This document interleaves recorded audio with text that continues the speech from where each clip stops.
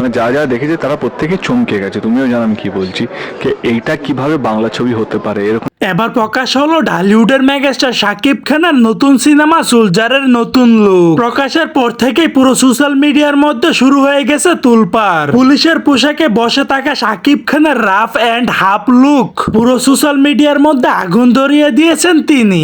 শাকিবের এই লুক দেখে অবাক হয়ে গেছেন উপার বাংলার জনপ্রিয় সুপারস্টার দেব। পারে এরকম ধরনের বাংলা ছবি কিভাবে কেউ বানাতে পারে, আর যেভাবে আমরা প্রমোট করেছি, যে লোকে যে ছবিটা গিয়ে দেখে তিনি বললেন, বিশ্বাসই করতে পারছি না শাকিব খান এতটা ভয়ঙ্কর লুকে ফিরে আসবে। এ যেন দুই বাংলার রাজার নতুন রূপে ফিরে এসেছে।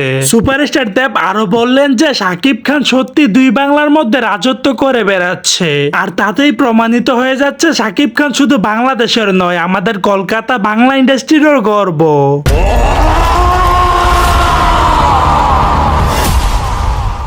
তোমার জন্য দেশ নাকি দেশের জন্য তুমি? সো দর্শক, আজকের এই ভিডিওটি এই পর্যন্ত। যদি ভিডিওটি ভালো লেগে থাকে তাহলে ভিডিওতে একটা লাইক, একটা কমেন্ট আর অবশ্যই চ্যানেলটি সাবস্ক্রাইব করতে ভুলবেন না।